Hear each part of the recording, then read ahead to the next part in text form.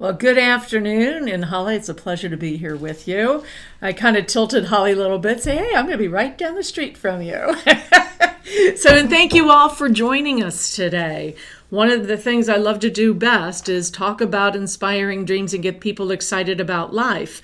And the most important thing that we can do to get excited about life is to be connected to people. To me, the humanity component is all about connecting with people and knowing what the difference is. Let me give you an example of how I came to learn about this, because we're a business, janitorial business in Cincinnati that's been in business for 47 years now.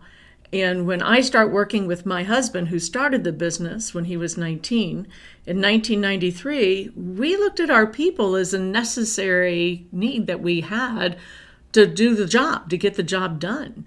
You know, for us cleaning office buildings, we would get our supply list together. Mop bucket, check. Broom, check. Dust mop, check. People, not so much. We didn't always have enough people and rarely had the right people to get the job done the way we wanted it to be done. So we had to look at life differently. And the number one thing that happened to us is we start looking at our people as people, the humanity component, and that has made the biggest difference. So my intention today, this afternoon, for the next little bit of time that we have together, is to share with you some of the learnings we had through this experience to help you attract the type of people that you want on your team, to be able to get the results that you want to achieve consistently, efficiently, to be able to increase your top line and your bottom line while being connected and proud of the team that you have. Everything is connected. Every decision we make, every choice we make is connected in ways for you to get the result that you want in your life. What we have found is life really is like a teeter-totter in business. You want to balance that quality of life for our team members as well as ourselves and the quality of business that we create for our customers. As a business, we don't stay in business if we don't continue to create value for the customers that pay us, that allow us to stay in business. The same is true for our team members. When we help improve their quality of life and create value for them, it's a win-win situation.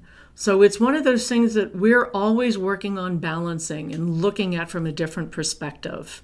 So that is the key part that we want to do. And what I have found is sometimes through listening to me or reading or different conversations that you may have, you'll get new and different ideas that will spark different thoughts.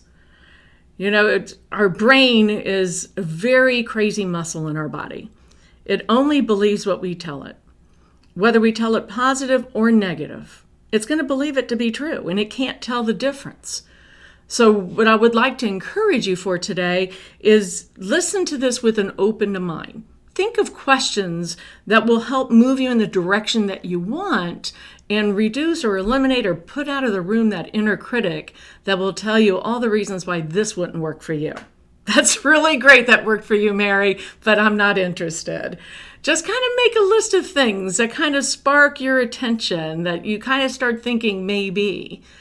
Because I can tell you that you don't realize how smart you are and how your experience is just laying under the surface, waiting to pop up to be able to get different results.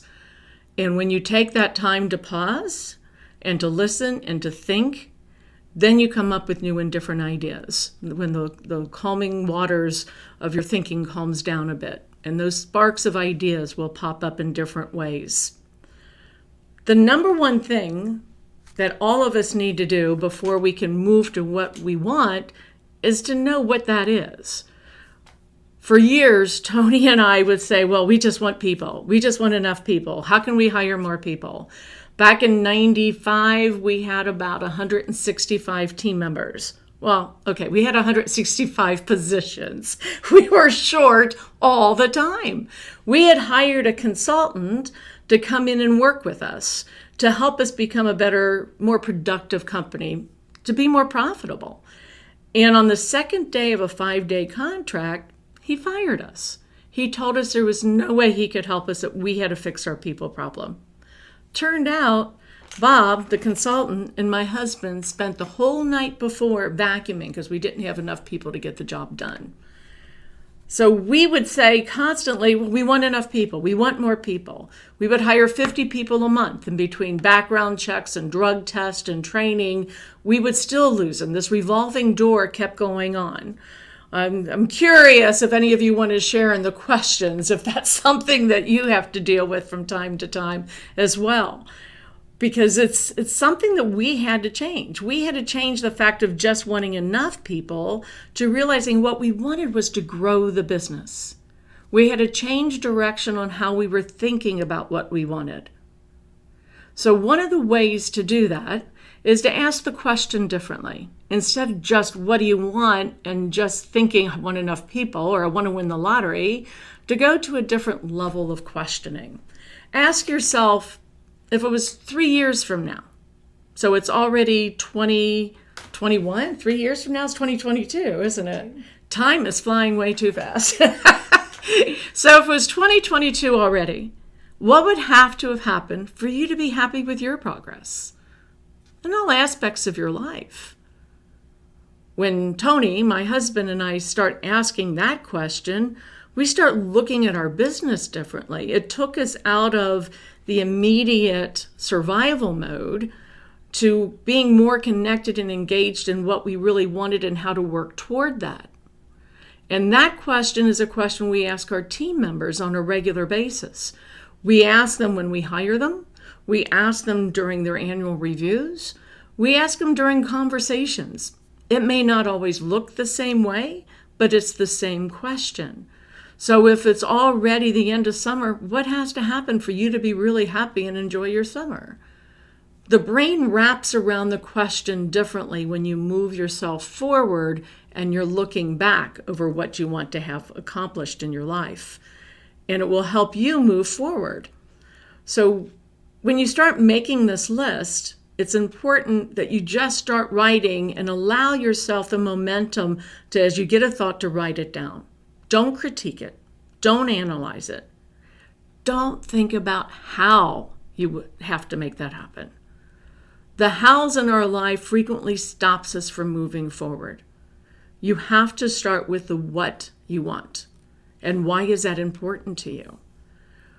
So that's the most important part. It can't just be what I want is to keep my boss happy.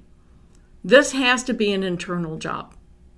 If you don't love what you do and going after the life that you want and making your life better by helping other people's life better, then it's a constant frustration. And it's really hard. Going back to that teeter-totter to be able to balance that out to help you get the results that you want in your life. In the first chapter of my book, Changing Directions, the very first chapter is Embrace Change. A lot of people have asked me, why is it embrace change versus have a list of your dreams? And what I have found is if you don't embrace change first, the list of your dreams and what you want is not going to make a difference. Embracing change directly deals with that definition of insanity. You know, the one that you always do the same thing over and over and expect different results. That is what happens when we don't embrace the change in our life. And this came clear to me during a conversation that Tony and I were having. I don't know if you've ever had a spirited conversation before, but Tony and I seem to have those a lot. We just celebrated our 28th anniversary, and we've been working together for 26 years. So we're always talking about something that creates emotion one way or another. And Tony had said to me, you know, Mary, if you want to watch every sunrise and you're facing the west, you're going to miss every one. And that really hit me. You know, to watch a sunrise, if I'm facing west, all I really have to do is embrace that change and change the direction of where I'm standing. It doesn't take a lot more work, doesn't take any extra effort, and zero educational needs. But this is where people get stuck at every level in their life. People get stuck because we get so focused on this is the right way to go and this is the way it should work that we're not always willing to hit that pause button and ask questions differently to be able to just simply turn 180 degrees and there it is. So embracing change is the most important first step to how to accomplish what you want. So you have to know what you want first and then be open and willing to embrace the change of what you need to do to get more people. That's what we had to do at Jancoa. And this was one of the first steps to helping us really acknowledge and see the humanity that we had been missing previous.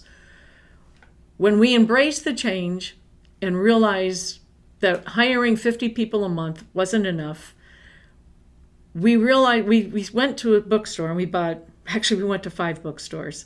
And we bought every book we could find on how to find people, how to keep people, how to train people.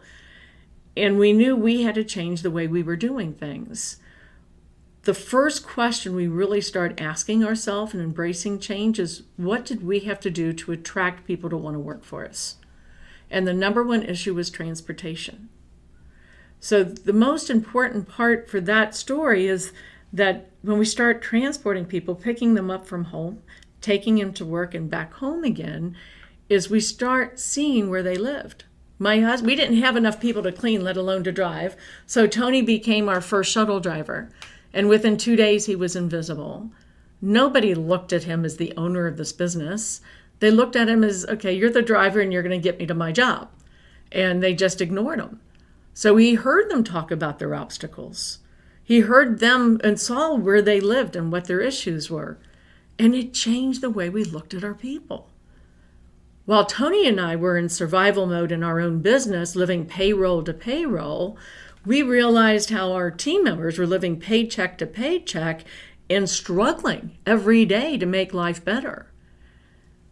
As businesses, we're always working to create value for our customers, to help improve their life, whatever our product or service is. We change directions and start saying, okay, that scale, that justice and balancing things out, how can we do the same for our team members? How can we help improve their quality of life? So we embraced change in a big way. And the first thing we had to do was to create positive change in ourselves for us to look at it differently. I've heard over the years, I've worked for a long time and major corporation, mid-sized family to our own family business. And typically so many people say, well, my life would be better if so-and-so would only do this, or if this person would just come to work every day and do what they're supposed to do, my life would be better. When we as individuals, because we're all leaders, if you're listening to this podcast, you have a role that you're responsible, you have an influence on somebody else's life. When you want other people to change the way they're doing things, they're watching you. How are you dealing with things in your own life? Because that can create the catalyst for change in everything around you. That can help recalibrate that magnet so you attract different things in your life, including more team members. I mentioned earlier that we had in late 90s about 165 employees in living payroll to payroll. Today, we have over 600 employees just in the greater Cincinnati area, and a book written about us, The Dream Manager by Matthew Kelly, that's in 15 languages. Those are only things that can happen when you allow yourself to make the change in yourself first and help lift others up to make the change in their own lives. And that's a really important piece to it. So as you go through the change and change directions to get the results that you want, you start moving toward what's possible and making a difference to make that happen. So why is that important? Many people have read, I'm not sure how many views Simon Sinek is up to now on Know Your Why on YouTube, but he did an amazing TED Talk, and he's got a great book and a business. He actually named his business Know Your Why. It's that important, because if you know what you want, but you don't know why it's important, you don't have the fuel. It won't lift off. Nothing will change. Kind of like your vehicle. It can't move without gasoline in it. It needs the fuel to propel to move forward. The why is your fuel that will help you move forward after what you want. So why is that important? It's the same with our team members. If our team members don't know why something is important, why would it be important to them? Why would they give it any credibility? It's a different way of looking at it versus do it because I say so, do it because it's in your job description. The one thing we can't deny is humanity. People have the same issues regardless of what kind of business or industry they're in or what the results are that they want to do. Why is it important? Let me give you a simple story. It's one of my favorite stories. I'm in the janitorial business. We have 600 employees. And the story that came across me not too long ago was back during President Kennedy's days of the Moon Project. He visited NASA in Florida. And he asked the janitor in the hallway, he says, "Excuse me, sir, can I ask you a question?" And the janitor said, "Yes, sir, Mr. President." And President Kennedy said, "Can you tell me exactly what is your job?" And the janitor said, "Yes, sir, Mr. President. My job is to help put a man on the moon." And that's what we all have, that same thing, the why. When we're doing our role, everything synchronizes and works together to help the company achieve. When we take care of our team and look at that humanity component of our team and help them with their quality of life, they help the company achieve the results. It's not just about checking the boxes on the tasks that need to be done. When you have the humanity connection and helping lift everybody, improve their quality of life, it creates a totally different type of energy. And it makes a difference. Our business has doubled in the past 6 years, and we don't have a sales team because our customers refer us to other customers. And it's the same with our team members. They refer us to other people they know looking for jobs. And that's not just because of what we want to do at Jancoa or the reason we're embracing change, but the why. We want to make a difference and help lift other people to improve their quality of life. So why is it you do what you do? Why is your business in business? And what can you do to help promote that? And how can you get your team members connected so they feel like they're part of a bigger picture? I can tell you now, I have never been passionate about cleaning toilets and mopping floors, but that is what pays the bill. But what I love is the opportunity to make a difference in other people's life, to change the direction, the way people look at what's possible, to encourage them to dream big and go after what they're made to do in their life. So that's my why. So what's your why? Why do you do what you do? Why does your business do what it does? What's the important differentiator between you and your competitors? For us, we've never tried to go after our competitors. We've always tried to attract more customers. And our business has grown beyond our wildest dreams because of changing this connection. So when I talk to the people at HCI and talking about the humanity component, it connected. Human Capital Institute, humanity component, that makes sense. Like minds. So how are you connecting? People want to know what's important and why that's important to you. Your why should drive your passion in your business and personal life. We've all seen people with passion in their life, and we've craved to have it. Most of the time, you can see it really clear with athletes or with entertainers. But it happens in the business world, in the everyday life. It's just not on TV. So when you have energy, then you can't wait to get up in the morning. When you have a clear why and you're working towards something, your passion starts coming alive. Reignite that by knowing what you want, willing to embrace change, and knowing why that's important. For us, the biggest difference it's made is what we realized our why at Jancoa is lifting people out of it. And we have these 5 principles that have become, we've started as this program back in the late 90s to help team members go after their dreams. And if you go to YouTube and type in Jancoa, Jancoa, a video will come up that will show my husband and I interviewed as well as a couple that bought a home through our program. And that's what's involved, from having this program to help people to go after their dreams, which still exists, to helping people create this culture of caring, of connecting to each other. of people seeing the humanity, team members working with each other to help lift each other up and be successful with where they're at while they're working toward where they want to be. So these 5 principles have came out of our why. Why is so important to it is you have to care. You cannot pretend to care. You can't pretend on any of these things. You can't just check the box. The difference between a goal and a dream is a goal has become a safe place to check the box on tasks that you've accomplished, whereas dreams have an emotional connection to it. Embrace that. Don't be afraid to let your emotions come to the surface and to be able to be part of your life, because you get a lot more excitement, a lot more joy when you're really helping yourself and others to achieve their dream. And these 5 principles have made the biggest difference for us and for our team members. When you really care about what people are doing, you can look them at the eyes and you ask them, so what do you want? What do you want your life to be like? We had an interesting experience a few years ago during an orientation. Every new hire goes through an orientation during their onboarding, of course, and they fill out a card as one part of the process about what are their dreams.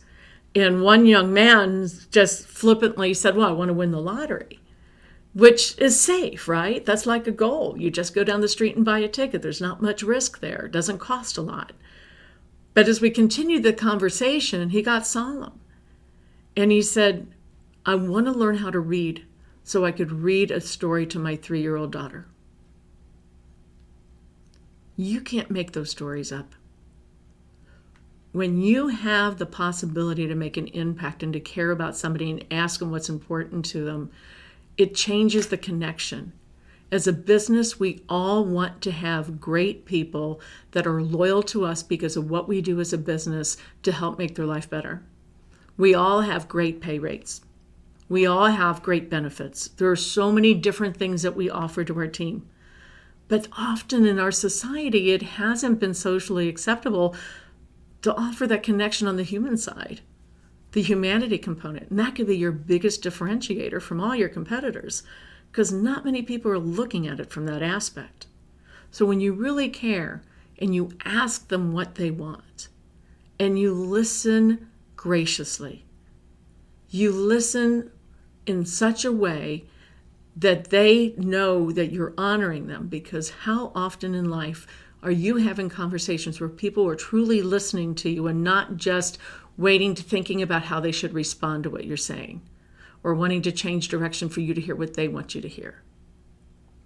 Listen, ask, be outrageously curious, listen graciously, and acknowledge what you heard. Just kind of repeat back as a quick thing. Example, say a team member tells you that they want to plan a vacation to Miami Beach. So you would just refer back, say, so as I understand, your vacation next year, you want to find a way to be able to spend a couple of weeks in Miami Beach. And then encourage them to be able to go after those dreams. While it's important for you to do this, it's also important for you to encourage others to do it. Let me reverse that. While it's important for you to do that for others, it's important for you to do it for yourself. You can't give to others what you don't give to yourself. So this is an important process for you to be able to work through these things to get the results that you want in your life. Then you start attracting different people in your life and you start attracting different opportunities. And it's recalibrating that magnet. The law of attraction's real. And it does start with what you're doing. So you know what you want, you're willing to embrace change, you know why it's so important, and you connect with these principles for your team members. The biggest obstacle that I've seen, and I hear often, is the thinking. Our thinking can be our biggest advocate or our biggest critical voice that talks us out of anything and everything. We have to find a way to protect ourselves, to be able to protect ourselves and our thoughts. Our thoughts are really a catalyst for our feelings and behaviors. And that's where we have these different sparks of thoughts that pop up in our head.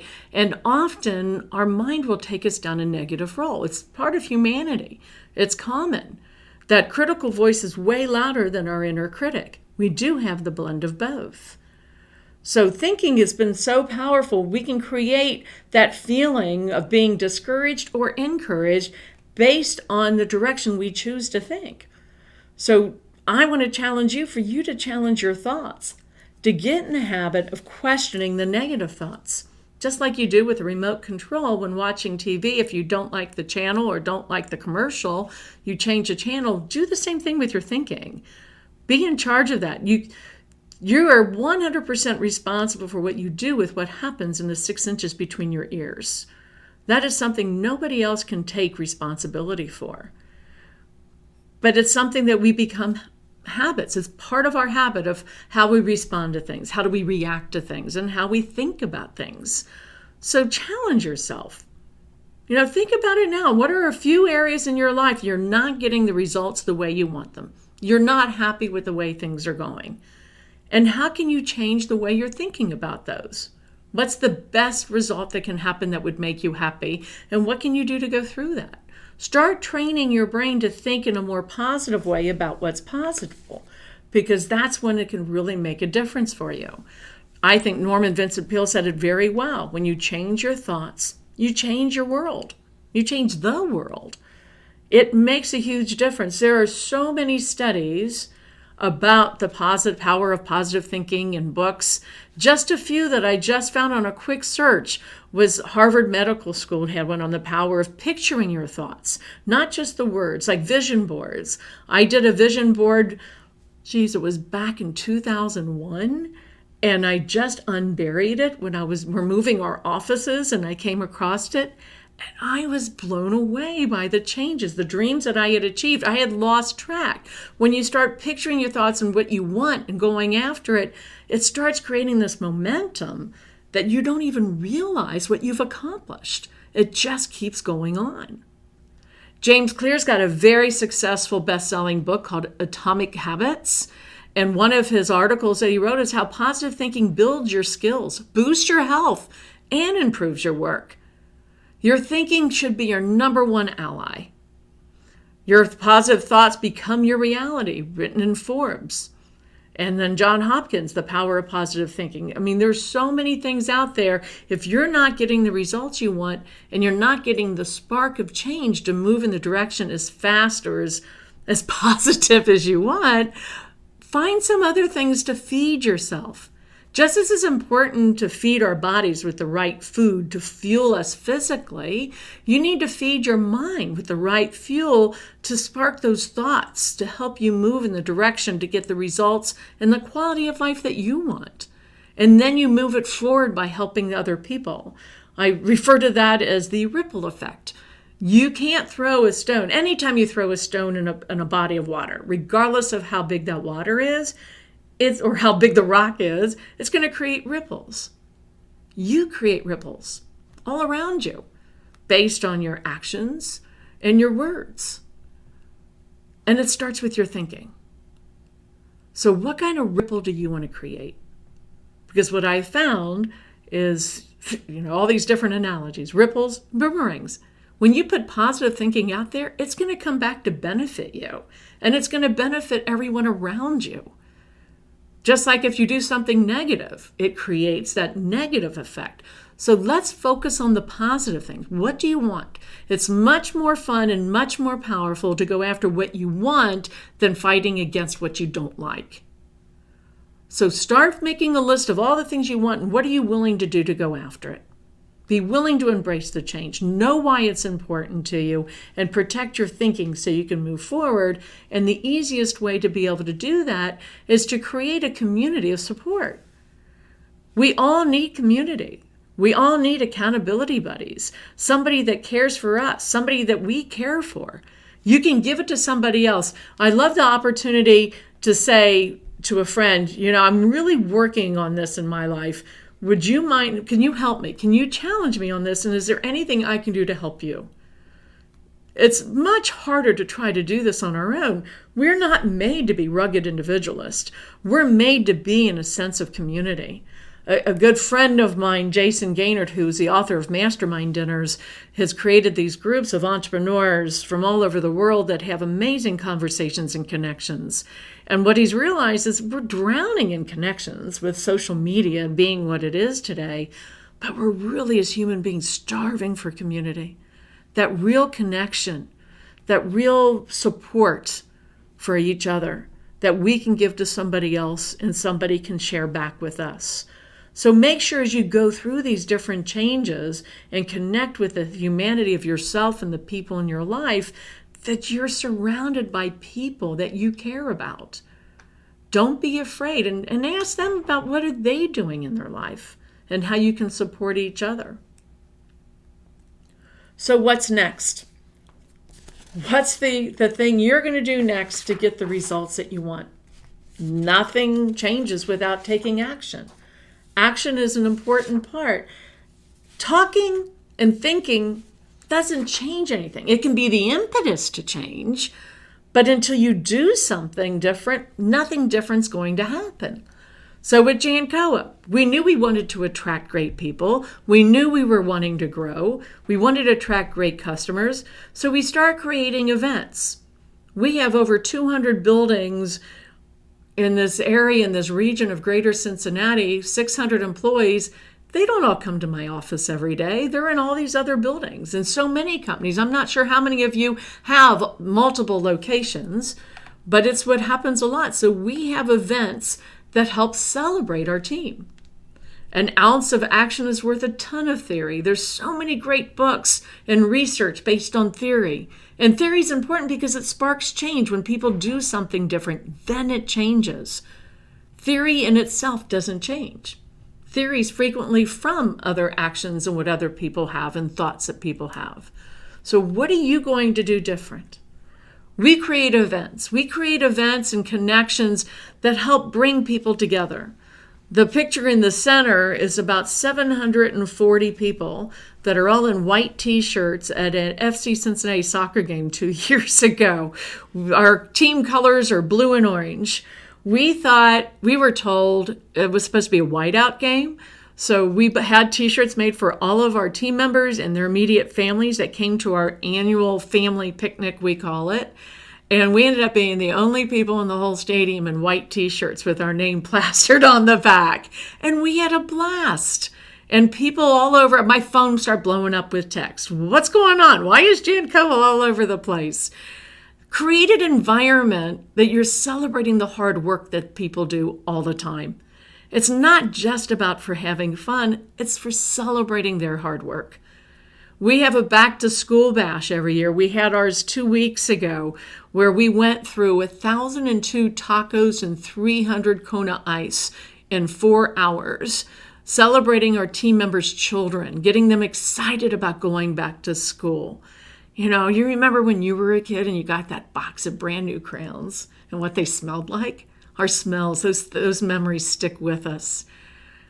Education's what changes things. So when we support our team members to get their children excited about education, it creates a deeper sense of connection and loyalty.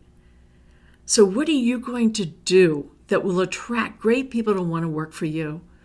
Because that's the humanity component. Those 2 little girls with the face paint, their parents have been working with us for 15 years, and they bring other people. When you have great people and you connect with that human level and you respect their family and help their family, they become immensely loyal and they bring other people to you. And these are fun ways to do it. This isn't work. This is fun. The fun allows you to have the work, to be able to make the things happen that make a difference in your life. And that's when passion comes alive. You reignite that passion within you when you take action and make a difference for other people. You know, nobody watches movies that are calm and serene and everything goes well. We all watch movies and shows that have a tension and they have obstacles that we have to go over. And every one of us that have to deal with hiring and dealing with people, we're always having to deal with obstacles. And it's so easy to have that pilot light, our passion, to be suffocated. But when you look beyond the obstacles and the problems that you have to deal with and look more toward that humanity component and how you can lift them and make their life better, you still have to deal with the tough stuff, but you'll have the energy to deal with the tough stuff. And you'll have more and enough people so you don't feel like they're controlling you. And that's made the biggest difference for us. What we realize is a lot of the problems we have, it's the old 80-20 rule. It's only 20% of our people that take 80% of the time to deal with problems. When we deal with them directly, and 80% of our people, we're celebrating the life, and they're bringing great people along with us. So it makes a huge difference to keep moving forward. So what kind of passion do you want to have in your life? What does that look like for you? If you don't love what you do, you won't do it with much conviction or passion.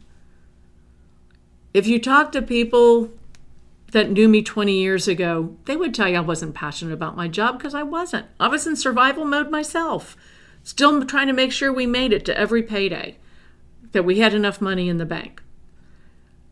Today, I love my life. I love my job. I love getting people excited about what's possible in their future. To help create a vision of changing direction, move after your dreams, and connect with people at that human level so we can make a difference for each other and create a partnership where it's a win-win. Those are the times that life works at its best. You begin with the end in mind, and that's when passion becomes more alive. It only takes a small spark to create a mighty flame. As Dante said, a mighty flame followeth a tiny spark. A few years ago, Gatlinburg, Tennessee, the fire almost ate it. And it started with a tiny little spark, a tiny little flame.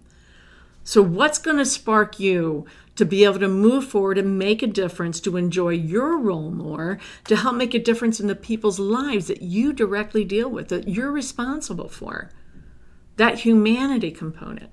Not just fill the spots, not just check the boxes, but to connect with the emotional component to it where you can make a true difference in people's life. And it starts with how you look at your own life. So if you want to spark change and dream big and create that culture of caring, I do have available a scorecard, a self-assessment that you can go through, because these are all mindsets. What do you want? Embracing change, knowing your why, taking care of your thinking, creating a community, what action steps you're going to take. It all starts with your thinking. So these are mindset shifts to develop and create that life of passion that was something that you would truly enjoy. So I have, if you email me at dreambig@jankoa.com, we will send you a link where you can do your own self-assessment. And if you have people on your team that you want to help them move forward, they can do that also. But as a leader, as the influencer that you are on so many other people's lives, not just work, personal as well, people are watching you. You don't always know who's watching you. Email me, and I'd be happy to help you take those first steps to figure out where are you in these categories and where do you want to be. And then you can decide what are the next steps, the action steps for you to get the results that you want. When you start connecting with the humanity of your team and the humanity of your own life and not just checking the boxes and keeping it safe, you will see a huge shift in the results that you receive and have a lot more fun in your life. So, what are you going to do next? So we have some time for questions. I don't think we've seen any come in yet, have we, Holly? Not just yet, Mary, but we are just a bit early for when our question session true. usually starts. But folks, just a reminder, that question and answer box that's on the right side of your screen, go ahead and submit some questions for Mary there, and we'll be sure to get to them.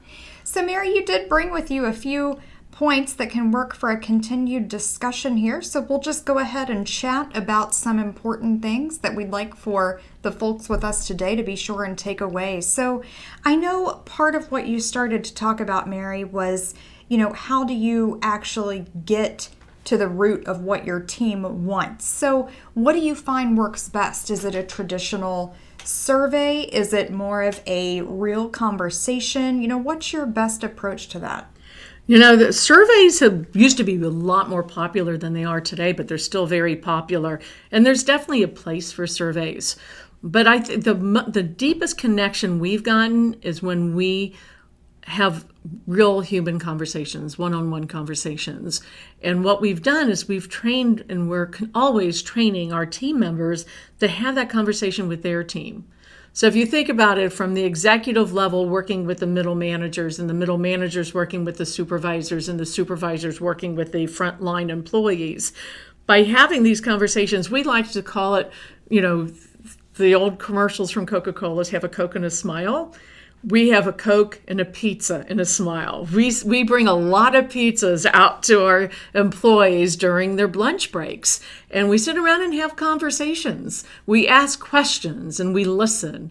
And during the holidays, we always bring out different holiday meals. So when you sit down and break bread and have real conversations with people, it makes a huge difference. I was with a friend yesterday who owns a business, and she's created this, having lunch with the CEO, and she's in 16 states. So they're doing it over Zoom calls. So they could all see each other over lunch. And while they're eating lunch, they're having the conversations, which I thought was really brilliant to be able to move out. Well, we're not in the same city. We can't do that. So sometimes we have to be creative. But that's when we've had the biggest luck. Now, surveys can work well is to kind of know a general view, but that's not going to give you to the deeper level. Kind of like the iceberg. The surveys will give you the 20% that you can see above the surface. If you really want to know more, if you really want to deepen that caring and connection, then have the conversation one-on-one or within small groups. That makes so much sense, especially what you said about how surveys get to general questions. And I think that general questions will get you general answers. However, when you're having a conversation in the moment that can go several different directions, you can authentically come up with a follow-up question. Exactly. That the conversation creates space for, whereas the survey itself didn't have that field because it's not necessarily a pre-generated thing that you'd want to talk about. And so we'll go ahead and move into another point that you brought with you. So I know that we've talked a lot about how these actions can benefit the people. Yes. And I also know that you've done one heck of a job at the business, but you don't even have a sales team. No. But what would you say has been the biggest impact on your company? What I've loved, Holly, is that so many people will try to blow off what we're doing as too touchy-feely and not real business. But our top line, our revenue streams is higher than it's ever been. We've consistently grown 10 to 15% every year for the past 10 years. And that's never been the case before. And again, like you said, that's without a sales team. But it's also improved our bottom line, our profit, because we're not spending so much money on turnover. I heard a company at an event I went to this morning. There's a scorecard you can do to determine your turnover. And this company realized that it costs them $300,000 a year in turnover. And if you just invest a fraction of that to have these connections with employees, it makes a difference. But I had recently a young man that came to our office and sought out the person that hired him. And she came back and got me. She said, I think you're going to want to hear this. And he came in, he said his first job in the United States was with our company in 2004. He said Jancoa taught him the value of hard work. And he created friends for life. And the full-time job with benefits, freed him up to be able to take classes to go and pursue his dreams. And now he's over immigrants and refugees at Catholic Charities, and he's bringing people to us for us to hire. So that's been the greatest thing. Not only on the numbers aspect are we doing better than we've ever done, but on the humanity contact, people have left to go after their dreams, and they're bringing more people back to us. Yeah, great success story there. And so I think that a lot of what you're talking about today has just as much maybe to do with a learning and development approach just as much as it does engagement. Absolutely. And, how you bring performance in people out through the inspiration and motivation that by just getting to know them and adding that humanity component that you get to know. And so how did you Or how would you tell someone else to get team members to share their personal dreams? How do you peel back that business layer maybe to find out what's really important to them, what's at their heart? That's a really good question. I do get that often. And one of the most important things to do is for people to realize what's going on. I had one company say, well, we started asking people what their dreams, and they're just kind of looking at us funny. And I said, do you know why they're doing that, or why you're asking these questions all of a sudden?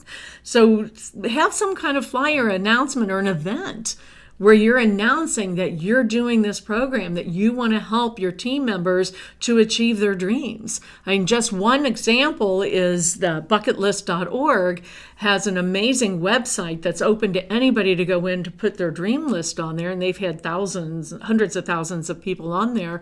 But they also have a program for companies that they can do it and track what's going on.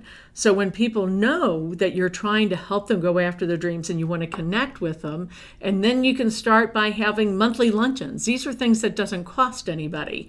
There's this bookstore in London, England. They have a monthly lunch where people bring their lunch with them and they sit around and talk about what dreams are they working on and how they can support each other. So it's a better than a book club because you're going after your dreams. You're not talking about some fantasy life or what somebody else experienced. You're creating your own experience, and it creates a connection, and it makes such a difference. It's beyond what I could have ever expected. That's amazing. So, Mary, you've said it yourself.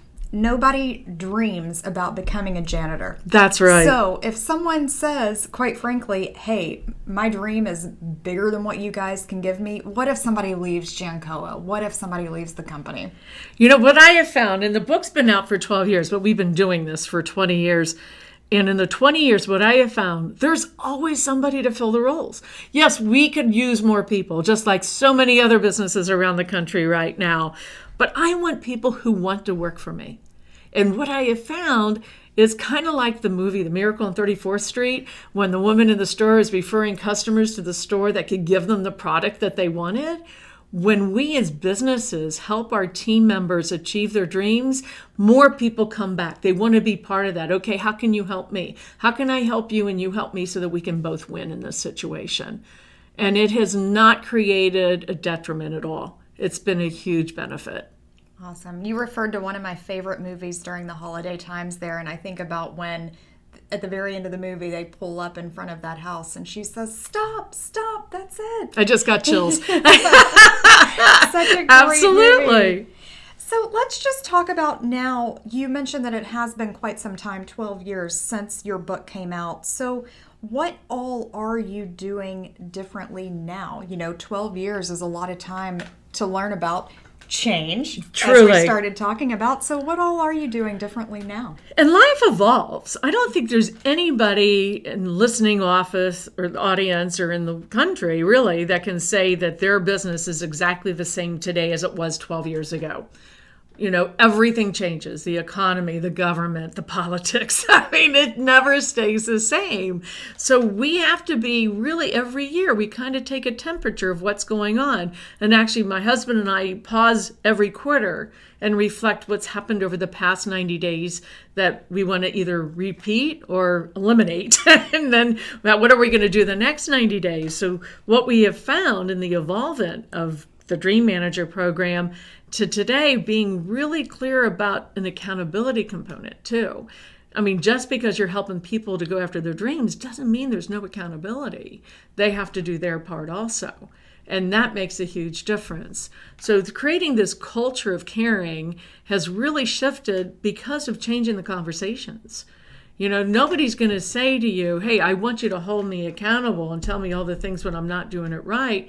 But as human beings, we crave that. We want to be the best we can be. And we can't be our best if we don't know what we're doing that could be better and the opportunities for improvement.